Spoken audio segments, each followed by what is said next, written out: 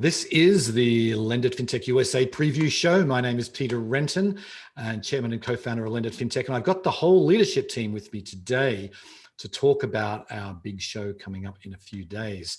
So let's just kick it off with some short introductions. Bo, why don't you tell us what you do? Sure. My name is Bo Bresker, and I'm co-founder and CEO of LendIt Fintech. Okay, and Joy? Hello, I'm Joy Schwartz, president of LendIt Fintech. And Todd? I am Chief Product Officer, Todd Anderson, and as Peter would say sometimes, the great wall of content that you need to jump over. Very Indeed. accurate. Indeed.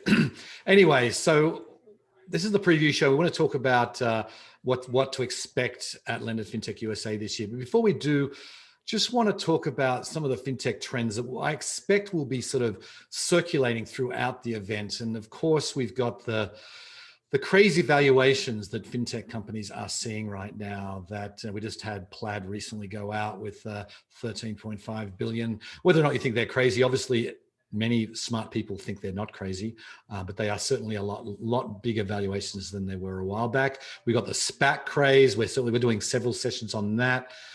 Buy now, pay later is probably the hottest vertical in all of fintech, and we have multiple discussions on that as well. Digital currencies, you can't seem to open up a publication these days without learning about digital currencies. You got China's far along with theirs. Japan's doing something. The Fed is talking about it. The Bank of England's talking about it. It's just a hot topic. We will be covering it that of course. And then we've got financial inequality. That's something that's a real hot topic, and is, we have dealt with it in the past, but what I've found as we're putting the agenda together, there's a lot of people want to talk about this issue this year. So that's going to be really interesting to see. So that's just sort of laying down some of the trends that you'll see. But now I want to open up to Joy and talk about, well, firstly, who comes to, excuse me, who comes to LendIt Fintech? Thanks, Peter. Our audience is really, really dynamic and has been evolving a lot over the years, but I'd say our audience is primarily composed of banks and credit unions and traditional financial institutions, as well as digital institutions, investors, as equity investors who are interested in both early stage fintechs as well as more established, and the fintech community itself, who is often coming just because they're looking to raise capital, or they're looking to meet with financial institutions who can utilize their products and services. And one interesting note, which has been pretty consistent over the past 3 years, our largest segment of our audience or rather the fastest growing segment of our audience, continues to be traditional financial institutions. So in addition to all of the digital innovators, we're seeing more and more traditional banks and credit unions who really acknowledge how critical fintech is to remaining relevant to their customers. And I'd say soon to be the largest as well, right? Not just fastest growing, but soon to be the largest segment itself. Indeed. Well, let's get to the details of the event so people that are listening can kind of, help them navigate it. I mean, we've got a lot going on over the 3 days, and we want to make it. The whole purpose of this session is to really help people get the most out of the event. So let's firstly talk about Brella, and Joy, do you want to just give us a bit of a sort of a navigation around Brella and what's actually happening in there? Sure. So Brella is the hub of the event. In order to access LendIt Fintech USA, you need to log on to Brella. So that is the most important pointer here. Do not wait until the last minute to log on. The platform that you use to register will then prompt you with a separate email that will include your Brella login details. So once you've registered for the conference, you have not yet registered for Brella. So please keep a lookout for those Brella login details, log in, and that is the first step. There you will do all your one-to-one meeting. There you'll view the agenda. There you will view, our showcase, where you can see all of our amazing sponsors and exhibitors who, have great services to offer you. And there you'll access all the live and recorded content. So most important point is log into Brella. It's pretty self-explanatory, but everything happens there during the event. Okay, and then of course we have the content that Todd and I have been working on now for the past several months. Do you want to give us a little bit of the overview of that, Todd? Well, we got enough content to make your head spin. Um, so yeah, Indeed. it's 3 days, and it's content that suits all different types of people. You want to go to a round table in the mornings, we'll have round tables. You want to see keynote speakers, we'll have keynote speakers from 11 to 12 Eastern each day. You want to go to Women in Fintech, that's during the lunch hour. Pitch It, we'll have in the morning of day 3. There's content all over the agenda. You're not going to remember it off the top of your head. So to pick up off, where Joy left off, sign into Brella. All you have to do in Brella is bookmark something, star it, make it your favorite. You'll get notifications on it. The agenda is very, very complex. It's very big. But if you can highlight the things that speak to you, you'll get notified of them and you'll be able to go to those sessions. So there's all different types of sessions, but the days are keynotes in the morning, lunch, tracks in the afternoon, and then spliced in different parts of the day. Afternoon of day 1, there'll be something else. Morning of day 2, there'll be something else. So make sure you use Brella to find the session that speaks most to you, and you'll be able to navigate the event in an efficient way. Okay, so let's talk about networking. We know that a lot of people come to these events to network, and I've heard I've had multiple conversations from people after our last event. Some people said that networking was more efficient and better virtually than it was in person. But tell us all about networking, Bo. Sure thing. And Todd, you did introduce it when you mentioned the roundtables. I mean, that is a big part of networking too, and something that we're introducing at this event that we haven't done before, and I'm really excited to participate in those. The networking that we are so well known for are the B2B speed dating, that which is one of the reasons we love Brella so much as the event platform. So when you log in, and again, you're doing this on your Mac, on your laptop, on your PC, not on mobile. One of the key things that you do right up front is create a profile yourself, make a quick introduction of who you are, what you're seeking, what you're offering, and then filling out some profile information so that matches can be made. And then one of the pieces of advice I give to people is as much brilliant content as my colleagues have put on stage, don't overfill your time with content sessions, but allocate plenty of time for networking and do the speed dating, do the quick intros, and look to target 20 individuals that you would like to meet and speak to. You'll probably get anywhere from, let's say, 7 to 10 of those meetings will confirm. And that's going to really enhance your experience. So do that. And again, these are great meetings to have. They're quick and very efficient. And we found that in the video format, as you mentioned, Peter, they can be super efficient. So you bounce right from a stage into your one-on-one meeting. It's a video meeting, which by now we're all pretty used to, and we know how to conduct. And so they're really effective. And we did receive extremely strongly positive feedback from the sessions like this that we've had in the past. Okay. So I want to talk about some of the special programs that we have going this year that's beyond just the content and the networking. I know we've already touched on it, but we've talked about these roundtables, the breakout rooms we're doing. This is before the content every day. Todd, you want to give us a little bit of more color there? Sure. So think of a breakfast table, dinner table, but without the food in front of everyone.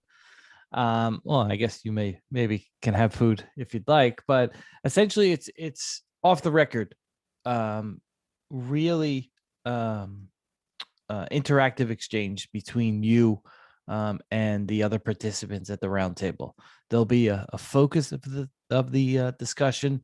There'll be a LendIt facilitator, myself, Peter, Bo. One of us will be in that room, and really the essence of the roundtable is for people to interact with one another without having to worry about, is the camera on? Do I have to say this publicly for, a video that will be shared after? It's just a really intimate exchange.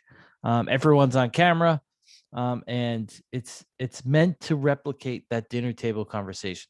And so we've had some success with these, kind of different parts of the year, and we wanted to make them a more core component of the event, and they'll be happening each morning. So from 9 to 10 Eastern, you'll see different roundtables, and sign up for the roundtables and see which one speaks to you most. Okay, and then what about our Women in FinTech program, Joy? What do we have? What do we have planned for that this year? Awesome.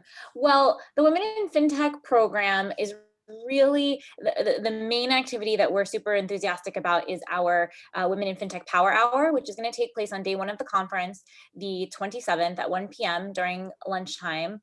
And super excited that we have TransUnion that's sponsoring that initiative for us this year. And we're really bringing together the leading women from our community to, maximize their relationship building. So again, it's open to both women and non-women. So anyone who's a supporter of Women in FinTech is welcome to participate. So gentlemen, don't be shy.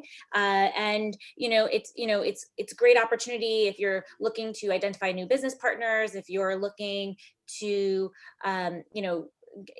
make new introductions into new companies, if you're looking for a mentor, whatever you're looking for, there'll be an algorithm that will be helping to match the right people. The matches will be made based upon segmentation preferences and interest areas. And please join and support the women of our community. And once again, a big thank you to TransUnion for making that happen. And just so we're clear, these are very short. These are shorter than the Brella meetings. The Brella meetings you organize, you organize them directly. This is, we call it networking roulette, right? So we're doing these, how long are they, Joy?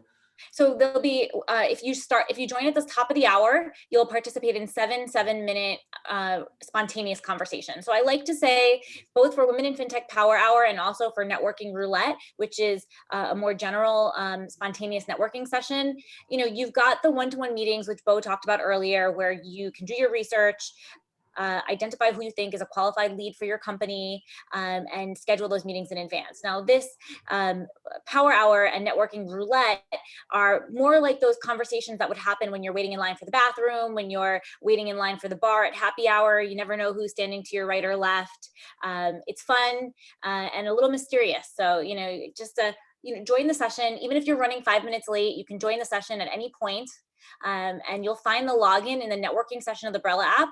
So you can register in advance and it'll sign you up for email reminders, or you can just go in the agenda and sign up while it's happening and join in real time. So either is an option, and I definitely encourage you to get involved and really just diversify your virtual event experience. The technology for it is really, really cool. It's not your typical Zoom meeting. It's very slick. So if you want something that's slightly different and spontaneous, do this, as Joy said. Totally. It's especially great for introverts who aren't the first to sort of work the crowd in a bar. It sort of places you gently into a conversation and then withdraws you out of that conversation without any awkwardness whatsoever. I love it. I totally love it. And we should keep in mind too, there is, beyond the Women in FinTech Power Hour, we have other more general networking roulettes happening on other days of the event. So exactly, we've got three. So yes. Three. So in total, we've got 4 networking roulette sessions, and so you've got a choice. Monday, networking roulette for the general public is going to be happening on April 27th at 10 a.m. And then on days 2 and day 3, it will be happening at 1 p.m. So Right. join one of them, join all of them, but definitely, again, do your homework and make sure you plan and allocate plenty of time for networking. Okay, so let's talk about other new things we've got this year. We've got the halftime show this year, and the post game show. So, Bo, why don't you tell us about those?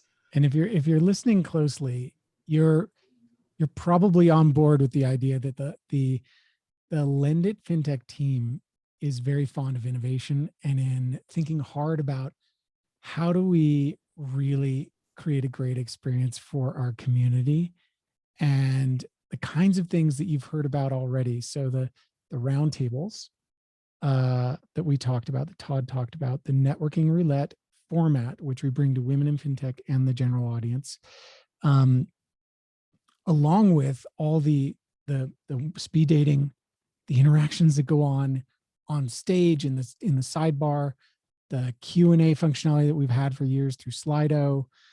This is a super interactive conference. So if you thought you were buying a ticket so you could play it in the background and do nothing and just kind of listen passively, you're getting about 5-10% of the value that you could be. So this is a conference for active participation.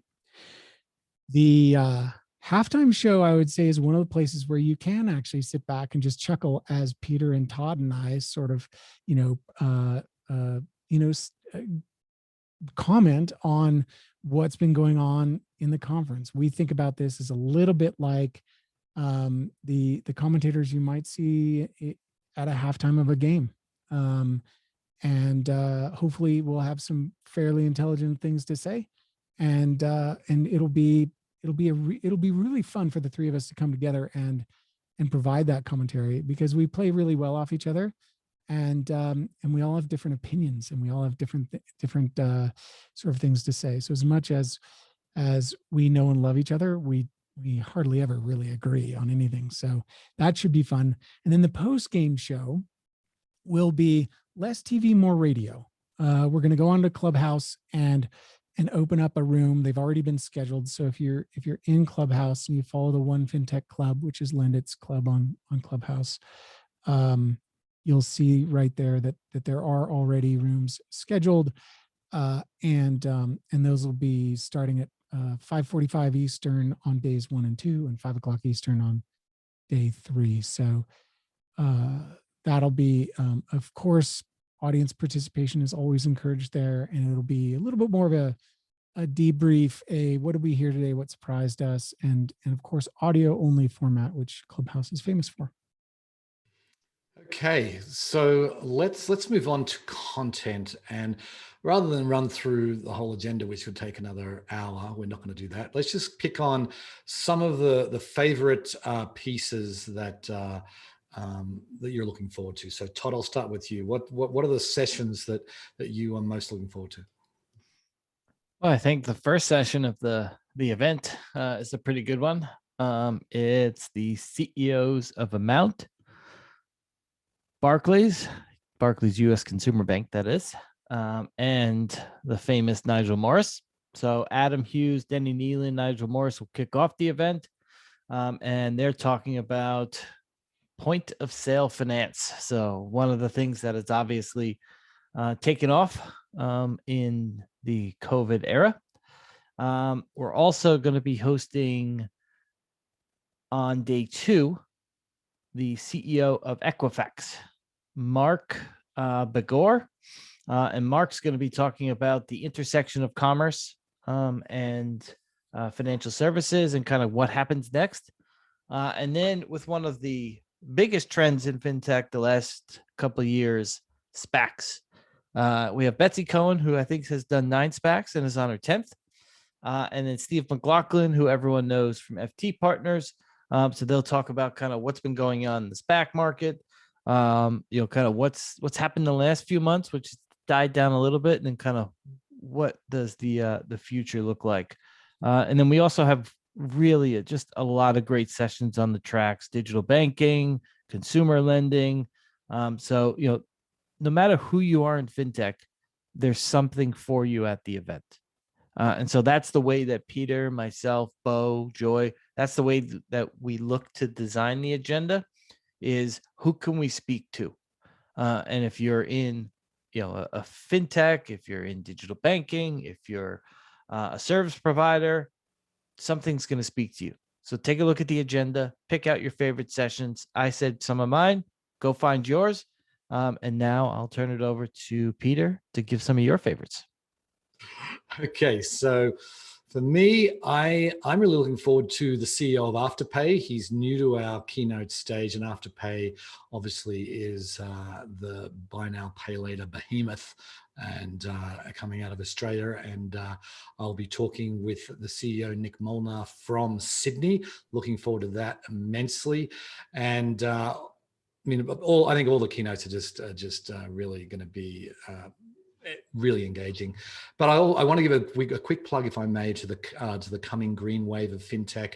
I feel like that's a brand new track for us this year. We're giving it a shot. I've spent a lot of time assembling what I hope will be an engaging agenda there, and I think we've got some big names on that new track as well. So check it out. And Bo, what about you? What are you looking forward to? I am looking forward to, gosh, you guys have put together such a great agenda. It is, you give me credit, more credit than I deserve, and including me on the content team. I sometimes refer to me as the bit player. I don't even think I rank there, but well done. It is a great agenda once again. The 1-2 punch on day one that involves blockchain and cryptocurrency has got my attention. And so there is going to be a session with Mike Cagney and Blythe Masters. I always love listening to Mike. He's super sharp, and he's always pushing the envelope. He's always sort of founded a couple new companies since the last time we talked to him. So that's going to be really interesting. And immediately following that, we'll have a conversation with Caitlin Long from Avanti Financial. And that's about 40 minutes of fire hose that I'm going to be drinking from, and so I'm pretty excited about that. Okay, Enjoy. What are you looking forward to at the event? There we go. Off mute. Pardon me. You think I would be accustomed to this by now. I think for me, the area that I'm most excited about that is a brand new addition to the LendIt agenda is the coming green wave of fintech. For a long time now, LendIt has discussed topics like financial health, financial inclusion, all at the end of the day, we're true believers that fintech exists in order to improve the lives of those around us. And I think this is just another example of that. And we're by incorporating this topic into the agenda. And I know this is something that Peter's also really passionate about, but this is definitely the new addition for 2021 that I'm most excited to listen to. Okay, good to get 2 plugs in for that. Nice. Anyway, let's before we close, we do need to talk about how people listening, how can you get the most out of the event? Bo, I know you've touched on some things, but why don't you just expand on that a little bit? Sure. I just want to hammer on networking. I think prioritizing networking is a really important, and sometimes it's the hardest thing to do, especially when we sign up for a virtual event like this is.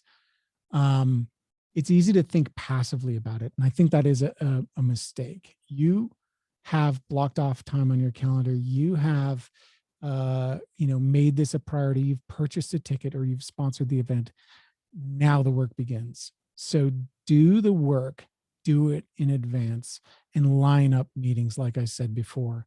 I'd shoot for, like I said, 20 new connections, securing 10. If you have that many 15-minute meetings over a 3-day period, and I'll point out that our networking actually goes from Thursday to Thursday. So it's outside the weekend, it's 5 days of potential networking. You can definitely afford 10, 15-minute meetings in there. And then make sure that you are jumping into those sessions that Peter and Todd have so thoughtfully crafted for you from the content side. One other just element I would say is that it is important also to be responsive to those that have requested meetings of you. If you don't have an interest in that meeting, it is polite to decline it. It is important that you decline that meeting so that you free up that time for somebody to invite somebody else to have a meeting with you. So do that. And then I guess one other thing I'll say is synchronize with your calendar. There is that option that if you can subscribe to a feed that takes all of what you've built inside of Brella and places it directly onto your calendar. So do go through that exercise as well. Great. And Joy, any other tips for people getting the most out of the event? Yeah, so one, I totally echo what Bo said. Don't be passive. Really schedule those meetings, but also block out time for the event on your calendar. It's really easy when you're participating at a virtual event to think that you're going to be able to get away with multitasking and you're going to leave the event platform and take some conference calls and then go back to the event platform and check your email. That really detracts from your experience. So I really recommend that you review the agenda, identify which sessions you want to attend, and block off time for the content that you're most eager to hear live, and block off time for meetings. And really, it's put up an out of office, so that you won't be interrupted by your colleagues, and you won't forget and schedule outside meetings at that time. So my biggest piece of advice, it's really going to change your approach to the event for the better. Yep, good point. Because if you're going to a physical event, people often or mostly will put out an out of office on their emails. So good idea to do it here to get the most out of it. Okay, so let's just give. I'd love to get closing thoughts from all of you as far as virtual events in general. Why people should come to this virtual event. Todd, why don't you go first? Well, I'd say we have the best networking, we have the best content, and overall, I think we have the best experience. And to pick up on what kind of Joy and Bo and Peter have said, while we want you to block off your calendar, you cannot attend everything. So it's impossible to attend every session, every meeting. Like, things will overlap. Kind of repeat something Bo said. Do the work beforehand. If you look at the agenda, you pick the 5 sessions on day 1 that talk to you. Then you pick the roundtable on day 2. Then you pick pitch it on day 3. Like, find the things that first speak to you most, block them on your calendar, and then begin to absorb other things, but find the things that are most important to you first, because if you can find those, you'll get value out of the conference. If you're just trying to, hey, let me look at everything from 36,000 feet and see how many darts I can throw and how many meetings I can have and try to attend every single content session, I think you'll find yourself overwhelmed. Take the time, do the work, and you'll find yourself coming away from it with a lot of value. Okay. And Joy, what about you? Closing thoughts? Why should people attend? I think my biggest takeaway recently is just the technology that we're using and the craftsmanship that we have brought to executing virtual events is the best I've seen in the industry. So not only are you going to get to experience amazing networking with innovative fintech decision makers, but you're going to get to do so in a really smooth and captivating way. So I really kind of think of it as LendIt has had to pivot over the past year, and we've got lots of practice. And this is like going to the movies on steroids. That's a great way to present it. Okay, I've Bo, never been to the movies on steroids before. That sounds crazy. Anyway, Bo, you have the last word here. Oh, let's let you share as well, Peter. Peter gets the last word. I will. Okay, I'll get the last word. I'll have the penultimate response. I'll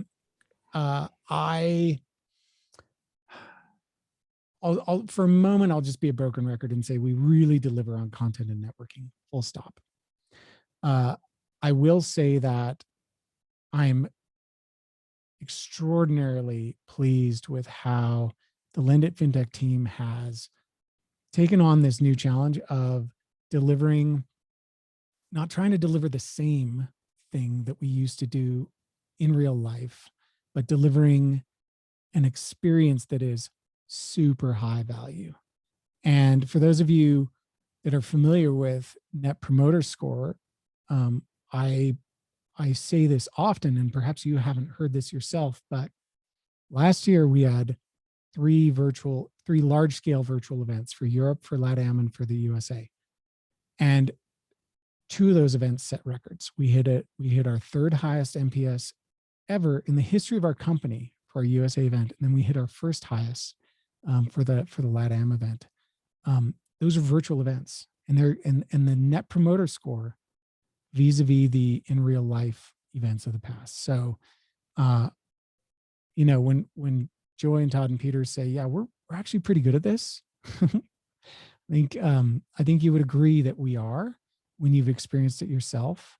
The thing that will make it really worthwhile for you is putting in that work beforehand and making sure that you're not passive, but really actively involved in this event. Okay, indeed. And this is actually going to be our 9th USA event, and I think we're getting better and better at it every year personally. And we've had to adjust with the virtual world, but we have embraced it. We have really gone. And I think when you're attending the event, we've actually upgraded from what we used last year. If you attended that event, we have upgraded to I think an even more professional setup. So it's more like watching CNN or ESPN than it is going to a Zoom meeting. And I think that's something that I think really does set us apart. And there's one other thing I want to say is that I love the content, but it's literally impossible to see it all because there's things happening, particularly in the afternoons on the tracks at this exact same time. So the most important thing is the networking really is the key. You can go back and watch the content. Everything's recorded. It'll all be on Brella. You can go back and watch it after the fact. But the fact that we're going to have thousands of people gathering at one point in time, that won't happen again for quite some time. So that's why we keep hammering away at it. Networking is really where the most value lies. Okay, I think that's a wrap. Thank you, guys. And if you're listening this far, then we will be seeing you next week at LendIt Fintech USA. Thank you very much. Thanks, Peter. Thanks, everyone. Yep.